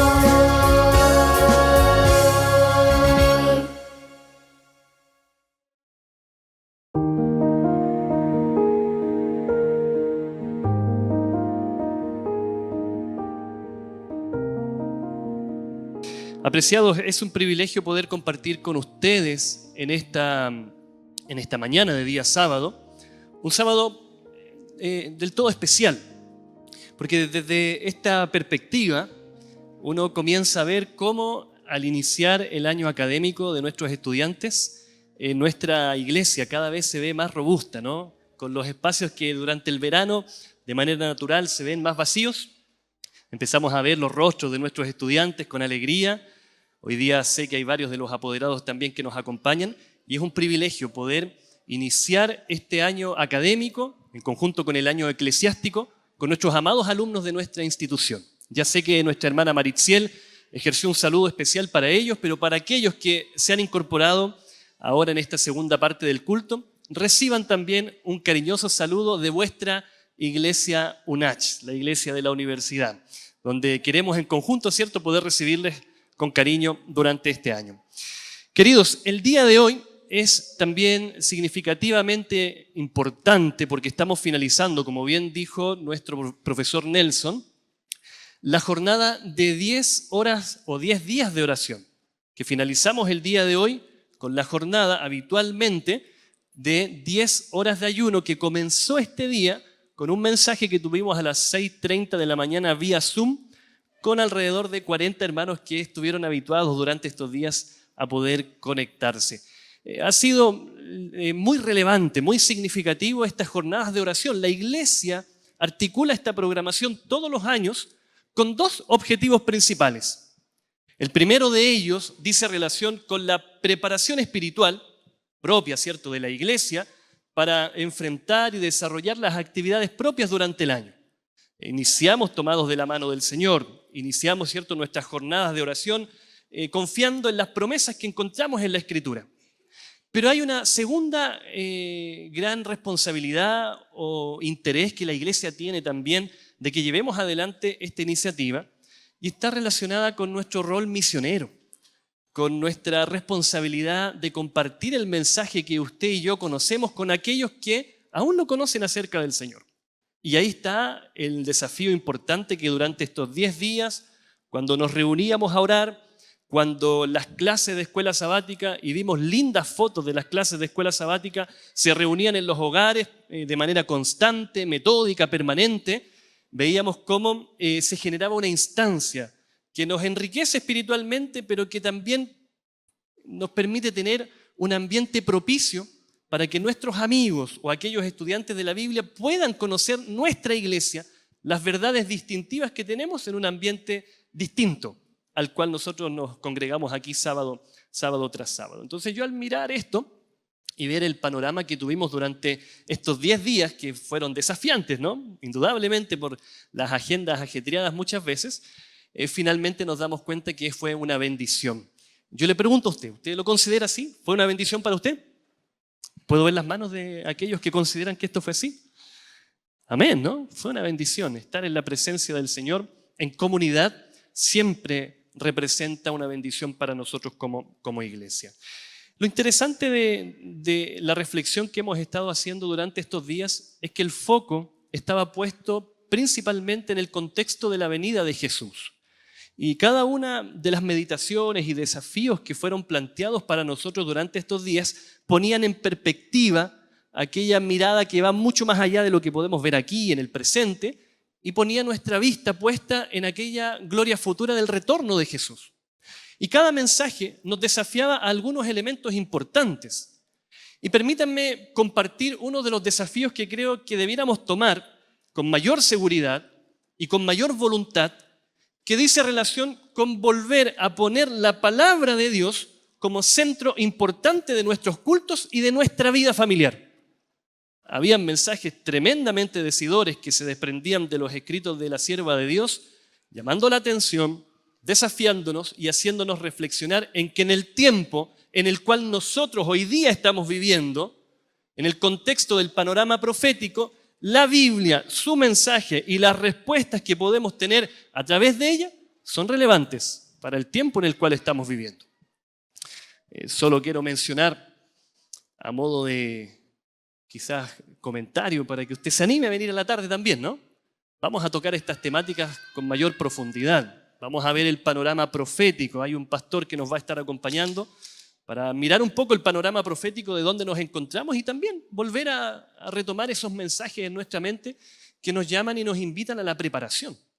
Entonces, estos días fueron significativos porque vuelve a poner, como siempre debiera ser, la importancia de la palabra de Dios y que sea relevante en nuestro estudio diario, personal, en nuestro hogar y por sobre todo a través de la exposición que hacemos aquí, desde el púlpito.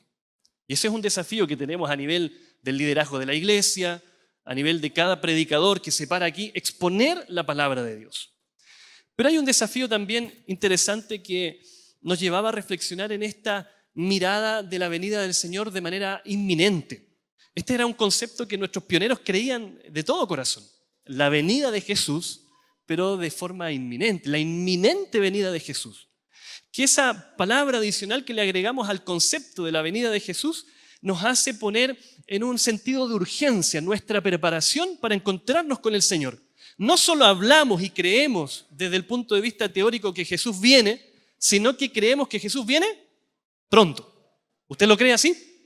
Amén.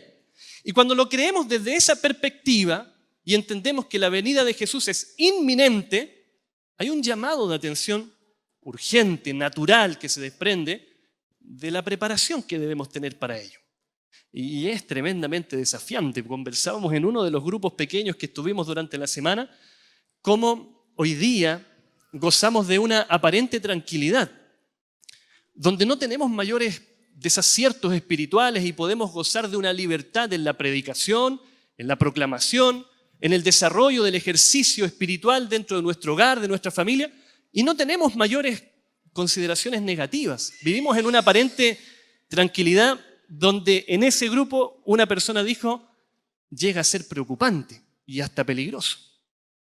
Entonces, cuando miramos esta perspectiva que nos hacía reflexionar muy bien la sierva de Dios con todas esas citas, hay un sentido de urgencia que nosotros podemos darle a la preparación previa al retorno de Jesús. Por eso, en esta mañana, mediodía ya, ¿cierto?, quiero invitarles a abrir la Biblia en el libro de Apocalipsis. Y vamos a reflexionar en el capítulo 20, la última parte de este contexto que de manera natural, ¿cierto? Este es el capítulo que a nosotros nos lleva a conocer y a profundizar más en torno a la creencia que tenemos del milenio, luego de la venida de Jesús.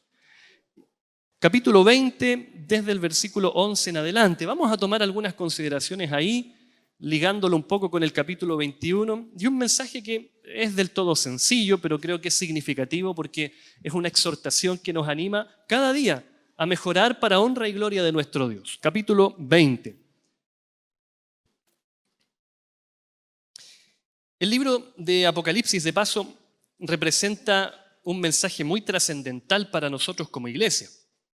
De más está decir que el mundo en general, y hay experiencias interesantes cuando uno comparte la Biblia con personas que aún no conocen el trasfondo del libro de Apocalipsis, genera más bien un rechazo.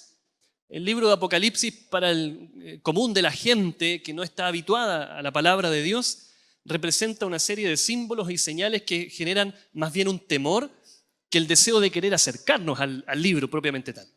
Pero nosotros que estamos habituados a conocer del libro de Apocalipsis encontramos un mensaje lleno de esperanza, que resalta en primer lugar la figura de Cristo Jesús, de Jesús como el mediador entre Dios y los hombres, como el que es capaz y el único digno de abrir el libro que estaba sellado en ese cuadro de adoración celestial que se representa en el capítulo 4 y 5, resaltando la figura de Jesús como una persona a lo largo de la historia que puede brindar una calidad de vida mejor para aquellos creyentes de la época que estaban sufriendo.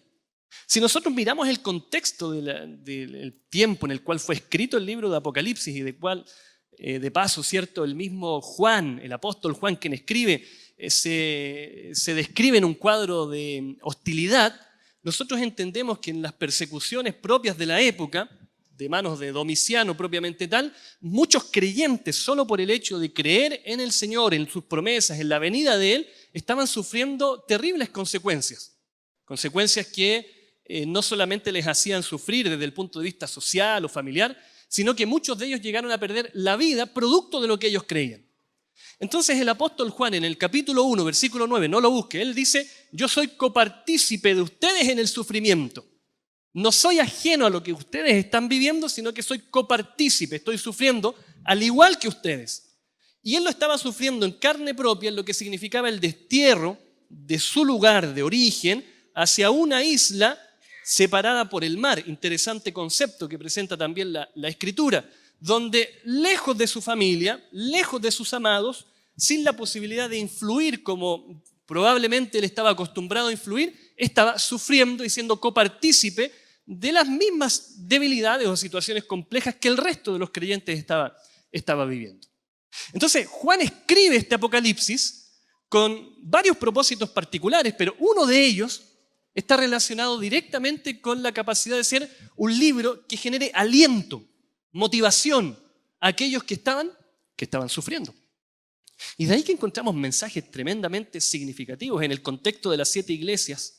Nosotros vemos cómo en lo que representa el periodo de la iglesia a lo largo de diferentes momentos, vemos que siempre, a pesar de la debilidad, de la persecución, de aquel sincretismo religioso que generaba confusión en ciertas épocas también de la historia, vemos una promesa donde aquel que venciere en ciertos aspectos de la historia de la iglesia alcanzaba el favor de Dios, aquel que estaba dispuesto a perseverar, aquel que está dispuesto a seguir adelante.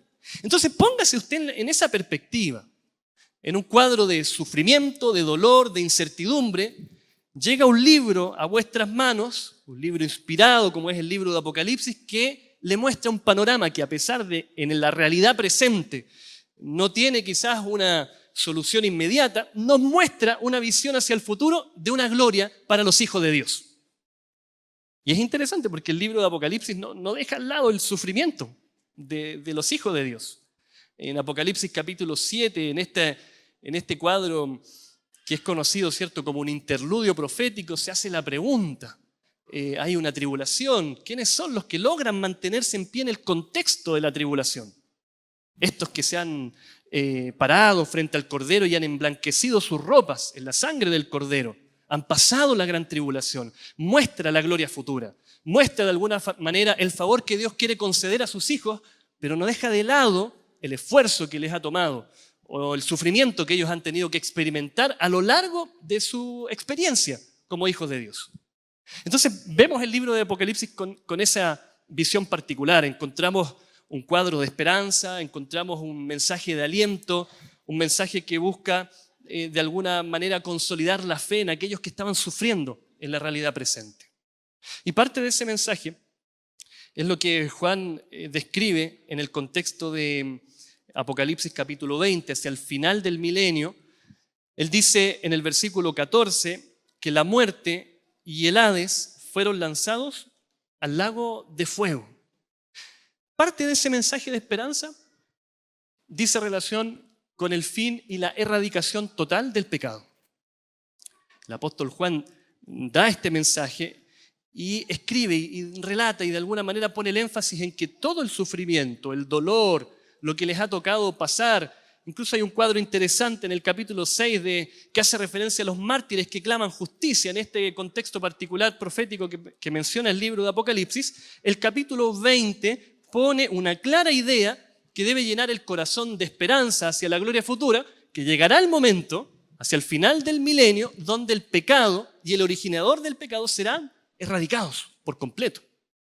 Y lo interesante es que cuando miramos este cuadro, viene de la mano con el mensaje que viene en el capítulo 21, donde hay un conector en el primer versículo que aparentemente nos da la estructura de que es un mensaje complementario. Viene la erradicación completa del pecado, del originador del pecado, la muerte y el Hades son lanzados al lago de fuego, y entonces Juan en el capítulo 21 ve una renovación, vi un cielo nuevo y una tierra nueva, porque el primer cielo y la primera tierra habían pasado. Esto nos hace pensar en algo, amados hermanos, en esta mañana, porque no es misterio para nadie, pero el mundo en el cual nosotros vivimos actualmente nunca estuvo en los planes de Dios, en la forma como nosotros estamos viviendo de manera actual.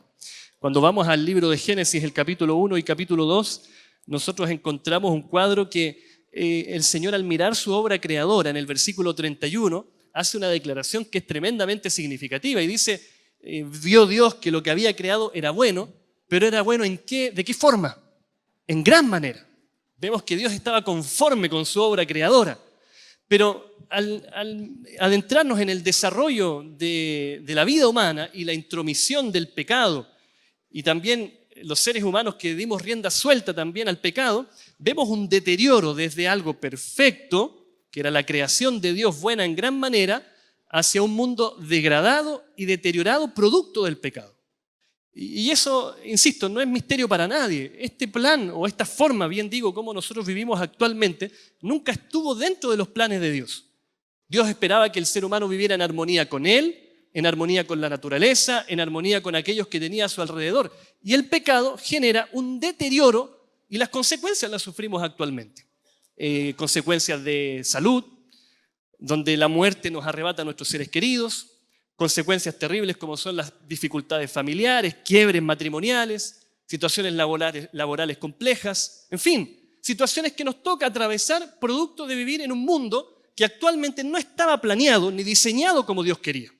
Dios quería que el ser humano viviera en armonía con Dios y que viviera en armonía también con aquellos miembros restantes de la creación. Y saben que esto uno lo grafica a través de experiencias muy personales, ¿no? Y permítanme compartir quizás algo muy, muy personal de nuestra familia. Mi madre sufre una enfermedad autoinmune que hace que su condición de salud sea bastante compleja. Tiene momentos mejores, momentos no tan buenos, y la verdad que con mi padre, que no es una persona tan mayor, tampoco tan joven, se acompañan en el lugar ahí donde están viviendo en la zona de Curicó o Molina. Y estos días, mi mamá no ha estado tan bien de salud, y mi papá sube una foto al grupo de familia que todos tenemos, ¿no?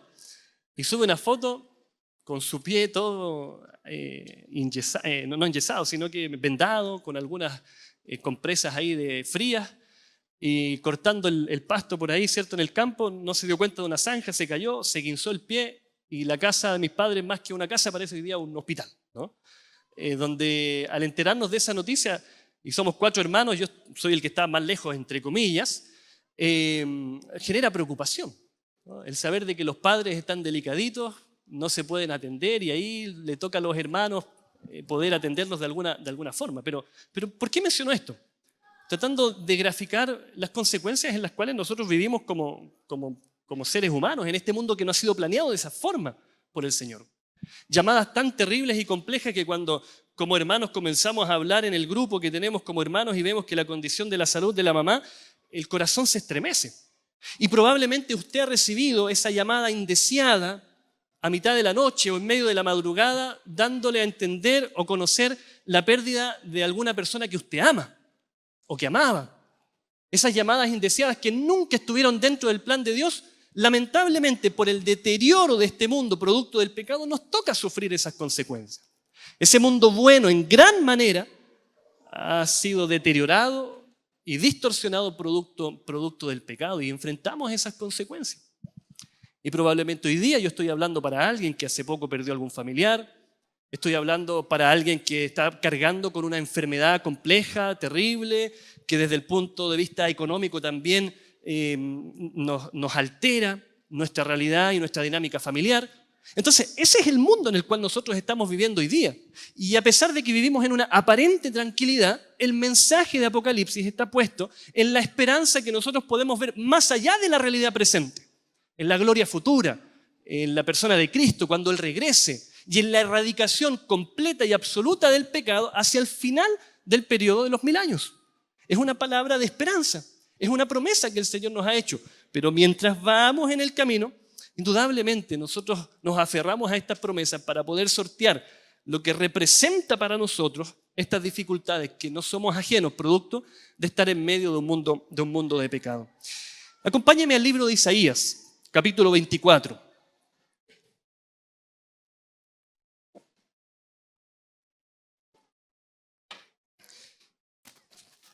Aunque el contexto está directamente relacionado a la experiencia del pueblo de Israel, quizás desde una mirada tipológica podemos ver el Israel espiritual que nos representa. El profeta Isaías, siendo indudablemente inspirado por Dios, escribe un mensaje identificando un elemento decidor del deterioro y de la destrucción y el posterior exilio de la nación de Israel. El capítulo 24, versículos 5 y 6, pone el foco específicamente en la desobediencia del pueblo y dice: y la tierra se contaminó bajo sus moradores, porque traspasaron las leyes, falsearon el derecho, quebrantaron el pacto sempiterno. Por esta causa, la maldición consumió la tierra y sus moradores fueron asolados. Por esta causa fueron consumidos los habitantes de la tierra y disminuyeron los hombres. Insisto, a pesar de que tiene un cumplimiento principal en la experiencia del Israel, del antiguo Israel, producto de sus decisiones, pone sobre la mesa un mensaje que no deja de ser significativo. La degradación, diríamos la distorsión, el deterioro del mundo, del planeta en el cual nosotros vivimos, no solamente desde una perspectiva de la naturaleza o de los ecosistemas, sino que desde la mirada social, moral, es producto de la desobediencia de los hijos de Dios a las leyes que el Señor ha establecido. Y aquí podríamos tener tema para mucho rato, ¿no? Desde el punto de vista del aprovechamiento o mal aprovechamiento de los recursos naturales que han distorsionado la naturaleza y han afectado los ecosistemas, por una parte. Pero quiero detenerme básicamente en lo que representa la decadencia moral, donde producto de la desobediencia, el traspaso, el quebrantamiento de las leyes que Dios ha establecido, vemos con preocupación el desenfreno de la decadencia moral. Y ese es el mundo en el cual nosotros nos encontramos. La sierva de Dios dice en el deseado de toda la gente: la transgresión de las leyes divinas no ha traído paz y prosperidad, sino dificultades, pestilencias, dolor y finalmente la muerte. El pueblo, a quien Dios había llamado para ser columna y base de la verdad, ha llegado a ser en muchas ocasiones representantes de Satanás. Entonces, es tremendamente decidor el mensaje que nosotros encontramos en primer lugar en la Escritura, cómo la responsabilidad de mantener una fidelidad, obediencia al Señor, está directamente relacionada con la calidad, podríamos decirlo así, de vida que nosotros tenemos en este mundo. El pueblo de Israel sufrió las consecuencias, dice, de la maldición que consumió a la tierra, de sus moradores asolados, producto de la indiferencia, de la desobediencia de las leyes que Dios había establecido. Y no pensemos solo en las leyes de los 10 mandamientos, sino que las leyes que el Señor había establecido desde el punto de vista de la salud, del relacionamiento, del amor cristiano genuino, que han sido traspasadas y que de alguna manera alteran y distorsionan nuestra realidad presente, en el mundo en el cual nosotros vivimos. Entonces el foco que pone la Escritura es que este mundo va en un constante deterioro y decadencia que es imposible de revertir.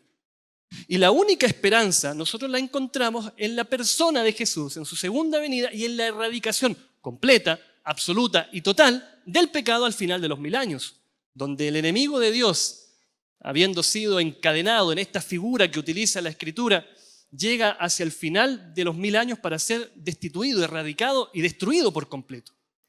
Donde nunca más en la historia de la humanidad eterna volverá el pecado a resurgir y traer las consecuencias terribles que nosotros hemos tenido que experimentar. ¿No es un motivo para alabar al Señor eso? Saber de que nunca más en la historia de la humanidad eterna tendremos que lidiar y sufrir las consecuencias terribles que significa el pecado.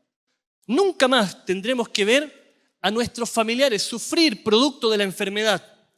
Nunca más tendremos que despedirnos de aquellos que amamos en un funeral, en un sepelio, que nos desgarra el corazón muchas veces. Nunca más tendremos que ver a nuestros hijos alejarse o tener el peligro de alejarse de la mano del Señor. Porque el Señor dice en su palabra que hacia el final de los 1000 años el pecado será erradicado por completo. Gloria al Señor por eso. Porque el Señor triunfó en la cruz y Él aguarda y espera para aquellos que seguimos perseverando y que de alguna manera tratamos de hacer lo posible de alcanzar esa salvación y experimentar la erradicación completa del pecado y vivir en un mundo totalmente distinto a lo que el Señor ha establecido. Vamos a volver al capítulo 21 de Apocalipsis. Y permítanme profundizar un poco algo que mencioné hace algunos minutos atrás. Es interesante que este cuadro va unido y se utiliza ahí una expresión interesante del capítulo 21, bien digo, donde el versículo 1 declara lo siguiente: entonces vi un cielo nuevo y una tierra nueva, porque el primer cielo y la primera tierra habían pasado y el mar ya no existía más. Me detengo en ese adverbio de tiempo entonces que une, nos liga el mensaje anterior con lo que viene aquí, dando a entender dos promesas muy lindas, interesantes. En primer lugar, el desafío, ¿cierto?, o el mensaje de la erradicación completa del pecado ligado a la restauración y renovación de la tierra nueva. El contexto del milenio nos hace entender que 1000 años viviremos aquellos hijos de Dios con el Señor en el cielo para luego vivir en una tierra renovada, transformada. Por lo que la esperanza pasa de la segunda venida del Señor, que es una señal visible, abierta, anhelamos que eso ocurra, a la erradicación del pecado, también sumado a la transformación del lugar donde será la morada eterna junto con el Señor en este lugar, en una tierra transformada. Y la Escritura pone entonces el énfasis en la esperanza de lo nuevo, y no nuevo en el concepto de lo temporal, sino que nuevo en el concepto de la esencia. No es que el Señor va a maquillar un mundo distorsionado por el pecado y tratar de arreglar aquello que está mal, sino que en el concepto original da a entender que esto nuevo implica una renovación, una recreación en el sentido de algo diferente. Por lo tanto, algo distinto a lo que vivimos actualmente, pero que tiene mucha relación con el propósito original de Dios en el jardín del Edén, porque cuando Él miró, Él vio que era bueno en gran manera. Entonces, lo que el Señor está preparando, y insisto, no es nuevo en el aspecto temporal, porque Jesús fue a preparar un lugar para nosotros, para que donde Él esté, nosotros también estemos, dice el libro de Juan. Y esa experiencia que Él quiere compartir con nosotros forma parte de la esperanza, de una manera más simple y en el lenguaje que el apóstol Pedro estaba habituado a usar en contraposición con los escritos del apóstol Pablo, podríamos decir. En 2 de Pedro, el capítulo 3, versículo 10 al 13, él expresa esta misma idea que está mencionando Apocalipsis capítulo 21, pero en medio de su mensaje hace una declaración interesante. Acompáñame, 2 de Pedro capítulo 3, versículo 10 al 13. La Escritura dice así: pero el día del Señor vendrá como ladrón en la noche, en el cual los cielos pasarán con gran estruendo y los elementos ardiendo serán deshechos y la tierra y las obras que en ella hay serán quemadas, utilizando el lenguaje que el apóstol describe de manera tan clara, de manera tan profunda. Y el versículo 11 dice: puesto que todas estas cosas han de ser deshechas, hay una exhortación, una exclamación que nace de un corazón convencido de estas palabras, diciendo: ¿cómo no debéis vosotros andar en santa y piadosa manera de vivir? Insisto, hermano, yo me he sentido tremendamente desafiado esta semana o estos días a que nuestra respuesta de adoración esté entendida o esté de alguna manera razonada en torno a lo que creemos y tenemos a través de la Escritura, bien digo. Que nuestra respuesta de adoración sea consciente de lo que el Señor ha hecho por nosotros y de las promesas que están establecidas en la Escritura. Que podamos entender que el Señor entregó todo, diciendo el apóstol Pablo en Filipenses, no escatimando el hecho de ser igual a Dios como cosa a que aferrarse, para entregarse en función de la salvación de todos nosotros. Entonces, cuando el apóstol Pedro mira esto, los cielos van a ser deshechos. Todo esto pasará puesto que van a ser desechas. Vuelve a reiterar el mismo concepto. ¿Cómo no vamos a vivir en una santa y piadosa manera de vivir si lo que nos espera es glorioso? La recompensa que está dada para los hijos de Dios es una recompensa gloriosa. Lo que el Señor nos muestra, a pesar de que el sufrimiento permanezca de manera constante en nuestra experiencia, Él fija nuestra mirada más allá de lo que nosotros podemos experimentar aquí. E insiste en la idea.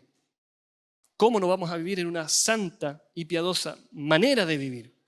Dice el versículo 12, esperando y apresurándoos para la venida del Dios, en el cual los cielos encendiéndose serán deshechos y los elementos, bien digo, siendo quemados se fundirán, pero nosotros, indudablemente esta respuesta va a atender un contexto puntual de lo que el apóstol está viviendo, pero por consecuencia lo aplicamos también en nuestra vida, pero nosotros esperamos, según sus promesas, cielos nuevos y tierra nueva, en los cuales mora la justicia. La pregunta es, ¿usted espera eso? Parte de sus convicciones están asociadas a la promesa de un cielo nuevo y una tierra nueva donde el mal estará erradicado. Porque si usted no lo había visto desde esa perspectiva, el Señor a nosotros nos promete que nunca más las terribles consecuencias que significan enfrentar el pecado van a ser parte de los hijos de Dios, de los redimidos. Qué tremendo, me hace pensar en el cielo. Me hace pensar, hermano, ¿qué va a ser ese lugar? ¿Cómo va a ser nuestra vida en ese lugar? ¿Un lugar sin pecado? ¿Se ha imaginado un lugar sin pecado? Nosotros vemos a diario, en nuestra experiencia, los vestigios y los elementos asociados al pecado. Pero ¿se imagina un lugar así? Cristo viene y anhelamos que Cristo venga. Amén. Pero ¿se imagina adicionalmente a esta gran promesa de la venida del Señor el mundo sin pecado? Sin dolor, donde usted ya no tenga que despedirse de sus hijos porque van a ir a pasear quizás a qué galaxia, porque tiene la certeza de que Él va a volver, porque ya no tengamos que sufrir porque nos estamos envejeciendo y con ello vienen las enfermedades propias del deterioro de nuestra vida. ¿Se ha puesto a pensar en eso? Hermanos, esa es la gloria y la esperanza que tenemos en el Señor.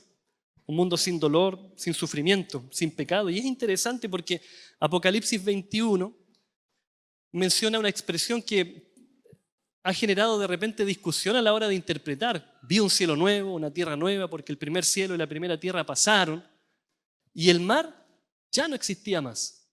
Y hay algunos comentadores que hacen alusión a esta frase, y uno de ellos, Ranko Stefanovic, dice en su libro La revelación de Jesucristo, que es un comentario que tiene hacia el libro de Apocalipsis, dice, para la mente judía, el mar era sinónimo a hostilidad para Dios y la humanidad. Y esto para Juan implicaba estar sufriendo en la isla de Patmos, separado de sus seres amados. Él agrega además en este libro que hay algunas expresiones en la Biblia donde el mar se asocia a la incredulidad de las naciones rebeldes, un lugar de muerte y un símbolo de separación.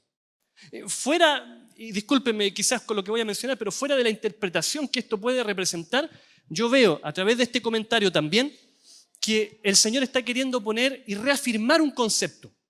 Apocalipsis 20 dice, el pecado será erradicado, la muerte y el Hades serán lanzados al fuego, al lago de fuego, el enemigo será destruido. Habrá una recreación del mundo originalmente como Dios lo había pensado, donde nuevamente en esta expresión del mar que ya no existe más, vuelve a reafirmar la idea de que el pecado no será un problema para los hijos de Dios porque no existirá. Entonces todos aquellos que son docentes aquí entienden que en el refuerzo de un concepto está queriendo marcarse un énfasis muy particular. Y Apocalipsis vuelve a reiterar esta idea de que el mar no existe, con la idea trascendental de que el pecado, el sufrimiento, el dolor, como lo conocemos ahora, no será parte nunca más de la experiencia de la humanidad redimida. Y pareciera ser reafirmar este concepto con el versículo 4, que es tan conocido para nosotros y que lo aplicamos muchas veces en el momento que nos toca despedir a nuestros seres queridos, donde dice, y enjugará Dios toda lágrima de los ojos de ellos. Y ya no habrá, ¿qué cosa? Más muerte, no habrá más llanto, ni clamor, ni dolor, porque las primeras cosas pasaron. Gloria a Dios por ello, hermano. Porque eso forma parte de nuestra esperanza. Eso forma parte de lo que creemos. Eso forma parte de lo que nos anima a seguir adelante.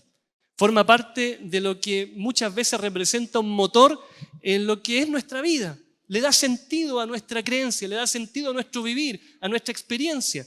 Cuando entendemos que todo lo que estamos haciendo en esta vida finalmente culmina con la venida de Jesús y una gloria, una esperanza para nosotros, hermano, nuestra perspectiva de vida cambia. El quehacer cotidiano de nuestras actividades tiene un propósito. Y me atrevo a decir aquí, el quehacer académico en nuestra institución tiene un propósito que es mucho más ulterior que simplemente enseñar y que nuestros alumnos aprendan, sino que tiene un propósito de redimir a aquellos que necesitan conocer al Salvador. Porque Cristo viene, el pecado se va a terminar por toda la eternidad y moraremos con Cristo en una tierra renovada, transformada como era el ideal de Dios, una tierra buena en gran manera.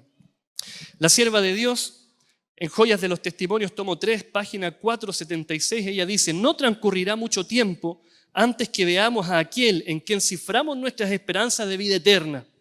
Y en su presencia, todas las pruebas y los sufrimientos de esta vida, escuche bien, serán como nada. Alcen los ojos, sí, dice ella, alcen los ojos y permitan que su fe aumente de continuo. Dejen que esta fe los guíe a lo largo de la senda estrecha que pasando por las puertas de la ciudad nos lleva a la gran más allá, al amplio e ilimitado futuro de gloria destinado a los redimidos. Solo quiero terminar con lo siguiente. Cuando nosotros vamos un poco más adelante en el capítulo 21, a partir del versículo 5 hasta el versículo 7, pareciera ser que Dios quiere seguir reafirmando esta idea y pone una firma especial. Él dice: el que estaba sentado en el trono, versículo 5, acompáñeme ahí, dijo, y esta figura de sentarse en el trono como un símbolo de autoridad: yo hago nuevas todas las cosas. Y le dice a Juan: escribe, porque estas palabras son ¿qué? ¿Sabe qué, hermanos? Los seres humanos fallamos. Los seres humanos prometemos algo y no lo cumplimos. Nos desilusionamos entre nosotros mismos. Pero aquel que se sienta en el trono, que ha dicho esto, dice: escribe, Juan, porque mis palabras son fieles y verdaderas. Y agrega: y me dijo, hecho está, yo soy el alfa y la omega, el principio y el fin. Al que tiene sed le daré gratuitamente de la fuente de agua de vida. Y al vencedor o el vencedor heredará todas las cosas, y yo seré su Dios y él será mi hijo. Hermanos, el desafío que nosotros tenemos como iglesia y como hijos de Dios es poder atesorar en primer lugar estas promesas en nuestro corazón. Porque estas promesas le dan sentido a lo que nosotros hacemos. Nos permiten mirar una gloria futura que nos anima a esforzarnos y poner de nuestra parte en esta unión divina y humana para alcanzar el éxito, como dice la sierva de Dios, para que esta promesa prontamente pueda ser una realidad.